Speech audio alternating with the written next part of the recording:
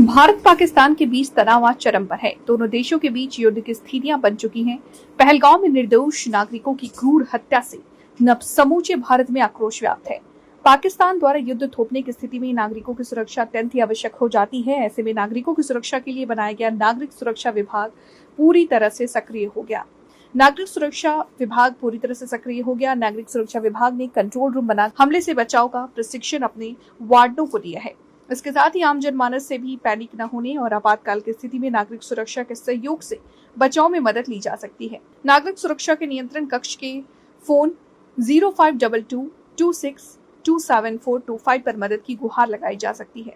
युद्ध की स्थिति में नागरिकों की सुरक्षा को लेकर दैनिक भास्कर की टीम ने नागरिक सुरक्षा की तैयारियों और बचाव पर उप नियंत्रक अनीता प्रताप से बात की। आइए जानते हैं आपातकाल के समय कैसे हमलों से बचा जा सकता है। भारत पाकिस्तान के बीच आज तनाव चरम पर है। कोई भी देश युद्ध नहीं चाहता, लेकिन पहलगाम में जो घटना है उससे पूरा देश, भारत देश आक्रोशित है।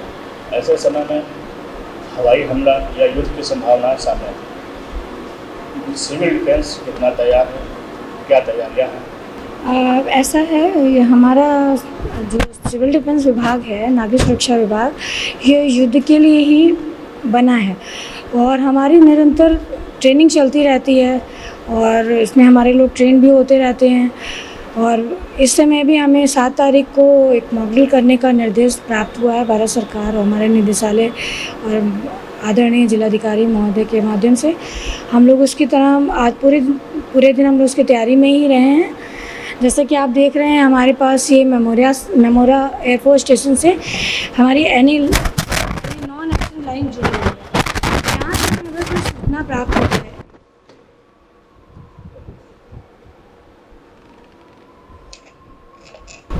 यहाँ से कोई सूचना प्राप्त होती है हवाई हमले की, तो उसको हम लोग सायरन के माध्यम से लोगों तक पहुँचाते हैं और जो भी परिस्थिति है युद्ध से बचने के लिए हवाई हमले से उसको शेल्टर लेने के लिए लोगों को अवेयर करते हैं।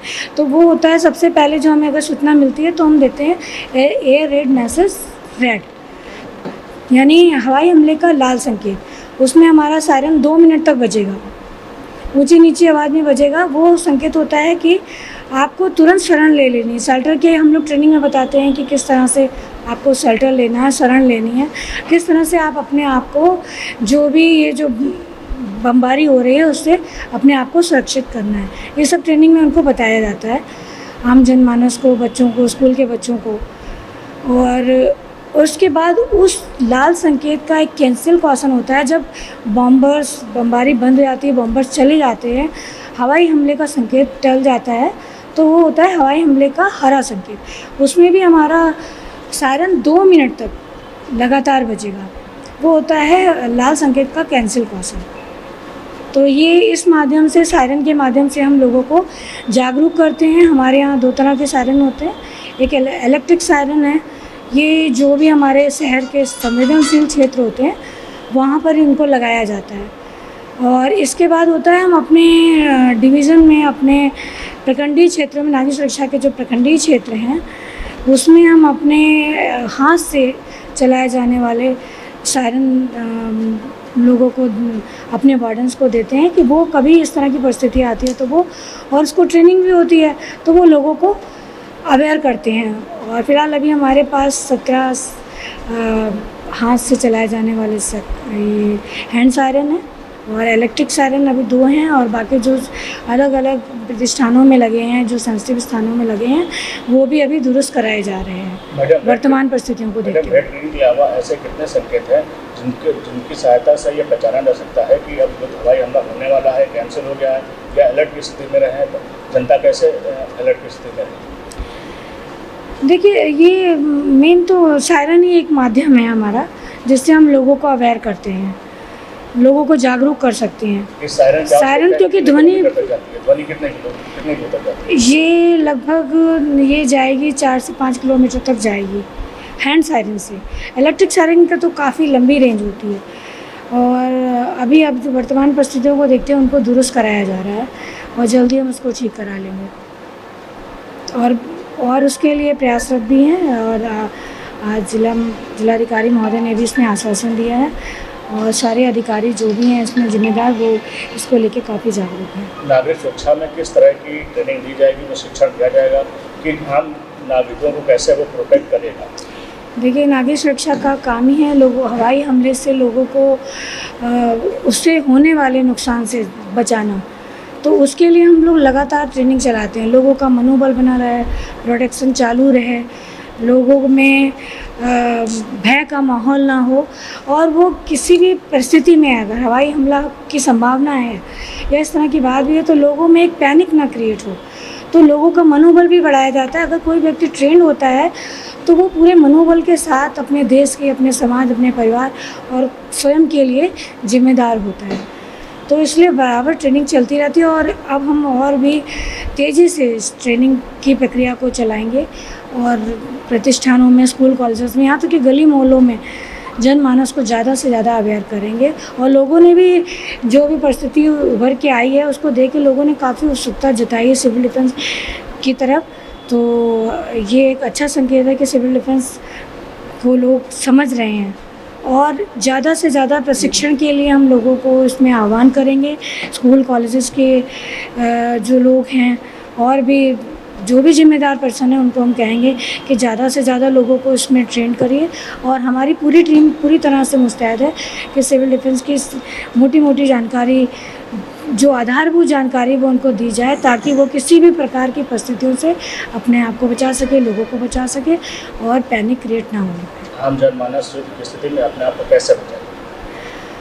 आम जनमानस को हम इस प्रशिक्षण के माध्यम से ही, अभी फ़िलहाल तो हमारे पास जो सायरन का माध्यम है, हम पम्पलेट्स भी, हमारे पास जो वॉलंटियर्स है, हमारे जो वॉलंटियर्स 4,000 की आबादी पे हमारे एक सेक्टर वार्डन है और ये समझ लीजिए कि 2-2 मोहल्ले को, सेक्टर को कवर कर रहा है। तो ये वार्डन्स अपना पम्पलेट के माध्यम से या प्रचार प्रसार करके या लोगों को इकट्ठा करके इस तरह से इस जागरूकता के कार्यक्रम चला रहे हैं और चलाएंगे भी ताकि ज़्यादा से ज़्यादा लोग इससे सिविल डिफेंस की जो जानकारियाँ हैं उससे अवेयर हो सके, जागरूक हो सके। बमबारी के समय या युद्ध के समय आम जनमानस अपने आप को कैसे बचाए? आम जनमानस को कहा जाता है कि वो किसी प्रकार का पैनिक ना महसूस करे।